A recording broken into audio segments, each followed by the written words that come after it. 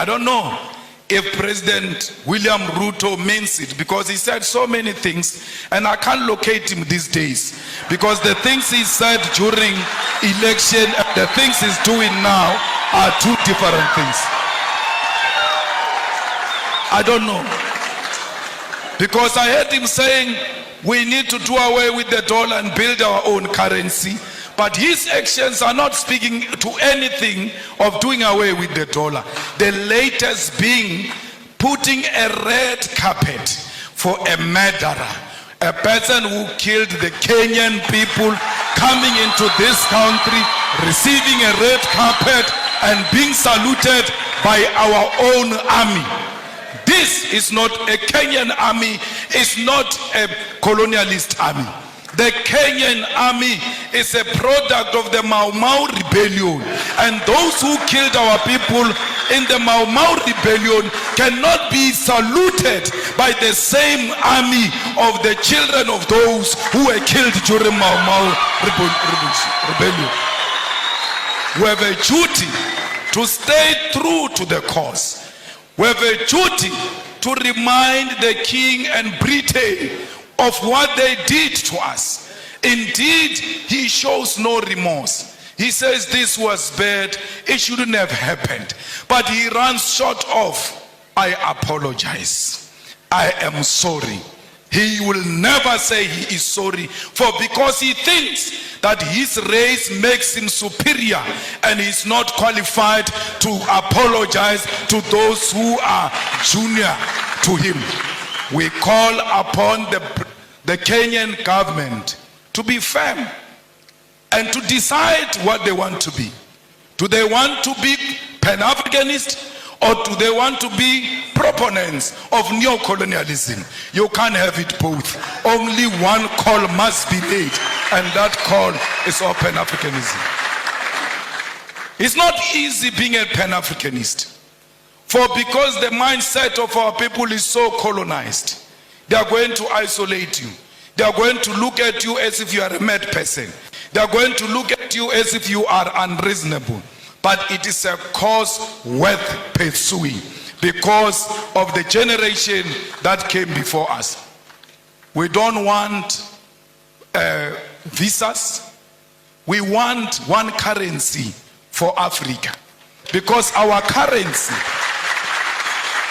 currency can be more powerful than the pound and the dollar combined, because London has got the biggest storage of gold, yet they don't have a single smallest mine of gold.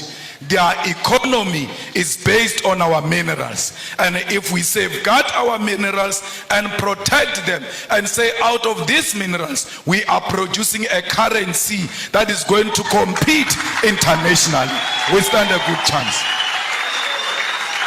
We need African Central Bank. We need African Monetary Zone. We need African military combat, because these pockets of wars that are happening in Africa are not of our own making.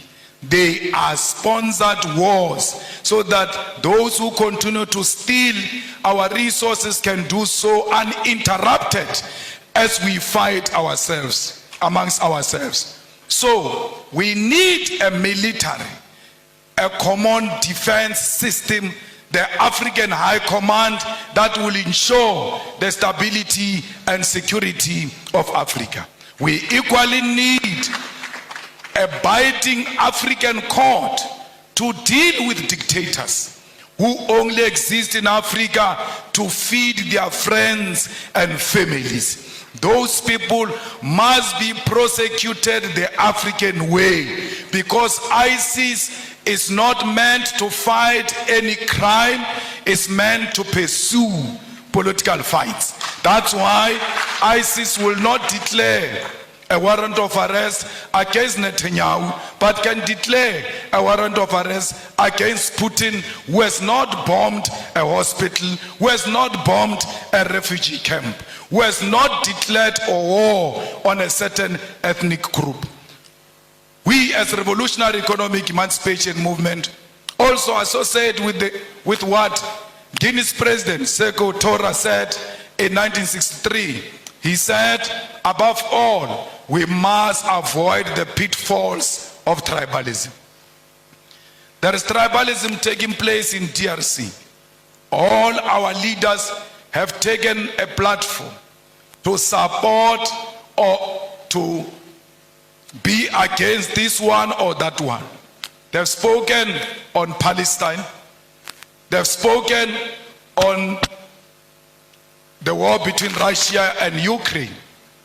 But I'm still to hear the stand of President William Ruto about the ongoing war that is not covered by anyone in DRC, where people are fighting over territorial expansion and plunder of resources, and blacks are killing other black people, and we pretend that we don't see.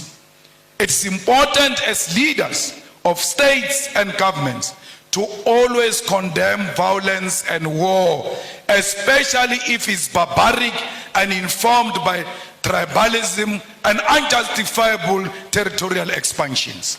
Before you can speak about other countries, charity begins at home.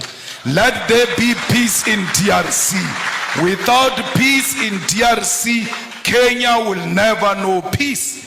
Because these rascals are going to learn from those wars in DRC and want to import them into Kenya. You have a duty to stop them there before they come into Kenya. Comrades, we will make sure the struggle of all immigrants, most of whom are economic migrants and asylum seekers in South Africa. We will never. In South Africa, they say to us, if you want to be elected, you must declare war on illegal immigrants. And illegal immigrants, they mean Africans. We have refused as the EFF that we will never declare war on any immigrant, illegal or legal. Illegal according to whose law? Because if you are illegal, you should have violated a certain law. Which African law did these people violate when they came to this side of Africa? Because they are still in the same territory of Africa. They are at home when they are in South Africa. We wish to tell them we're going to elections next year in South Africa. We wish to reiterate that. And we tell them all the time, if they want to elect us on the basis of xenophobia, they can keep their votes. We are not disparate for votes. We are disparate for the unity of Africa. And that's what we want to achieve in our lifetime.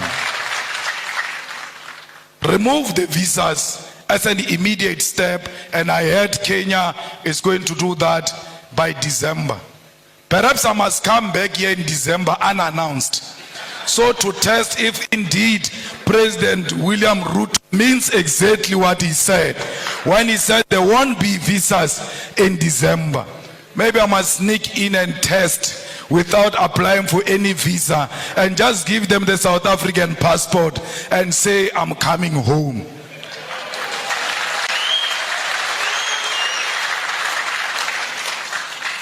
Mama, we want to commit in front of you and all the dignitaries who are here and the students.